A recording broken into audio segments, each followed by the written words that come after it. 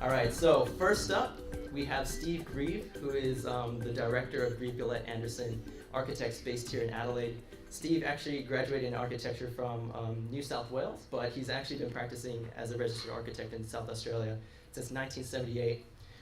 He has great experience in the realm of architecture from projects big and small, but some of his projects also include some of Adelaide icons like the recently completed Anzac Century Memorial Walk, the National Wine Centre, the Lion Arts Centre, the Jam Factory, and if I'm not mistaken, this building as well?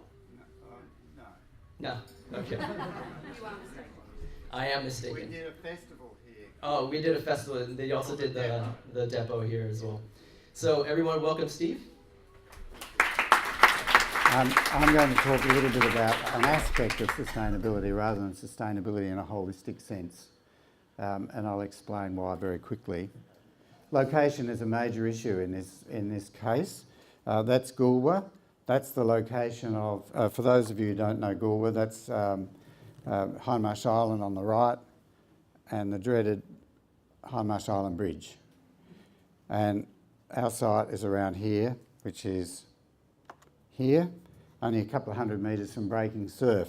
So the major thing about this site, about our project in this case, and this is my house by the way, is that we had to deal with wind, rain, and the rain brings with it salt and sand. So it's like living in an environment that is constantly getting wet sandpaper thrown at you. So corrosion brought about the consideration, that's on a nice day. This is a quick floor plan just so that you know the house. It's fairly conventional. The sand dunes are at this end. North is that way, so the north is to the right of the screen, and it's a pretty conventional floor plan. Won't go into that much. That's upstairs. The living areas are upstairs to take advantage of the connection with the sand dunes, and the site. That's the house. So the materials were the major driver of the consideration of sustainability, I guess, and that it's a highly corrosive environment. For our sins, we chose timber, stainless steel minimally, aluminium minimally. I was going to say that the aluminium windows are made from recycled Coke cans, but I can't really say that. It'd be good if they were though. And then simple management of water, collection of water, and using the sun and providing protection from the winds and rain. So I'm just going to run through a bunch of slides that gives you an overview of the house. The house also looks to the north towards the Murray River, Hindmarsh Island over there on the right.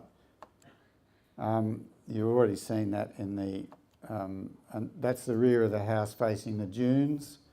The house, we've been living on this particular site for 20 years. The house is about 5 years old now. That photograph was taken not long after it was completed, so much of the timber is in fact greyed off, which will continue to do so.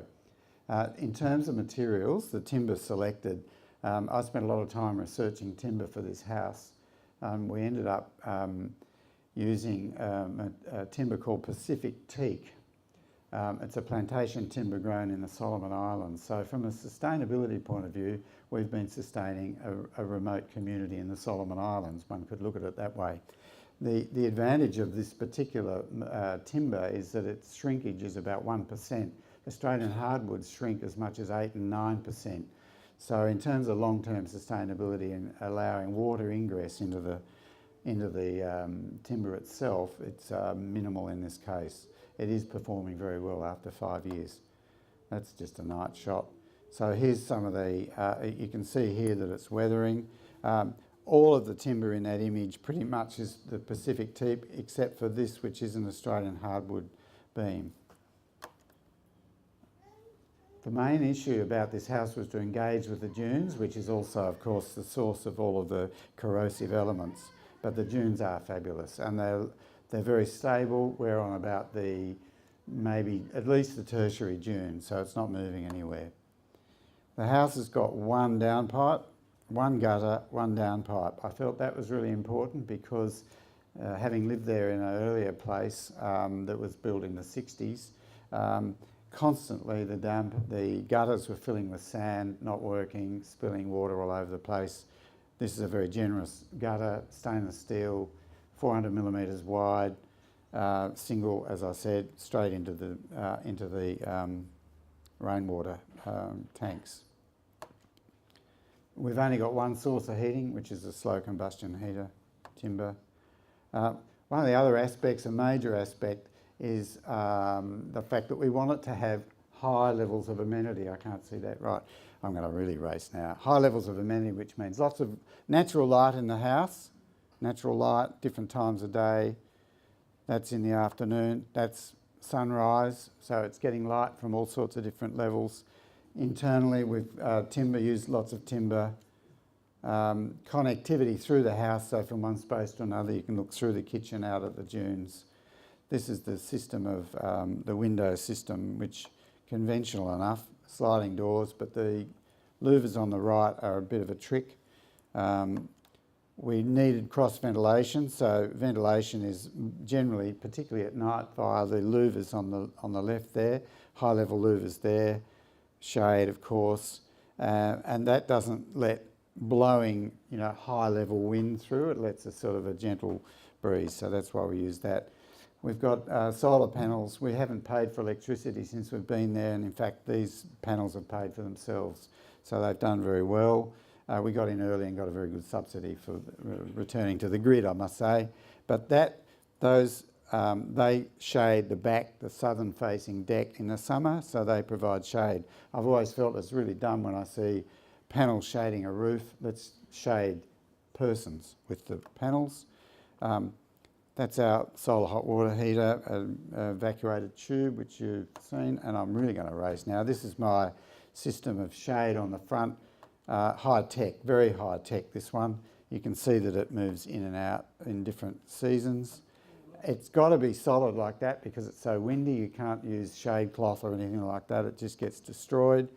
That's it. That's my high tech fixing device to stop it blowing around. It works beautifully.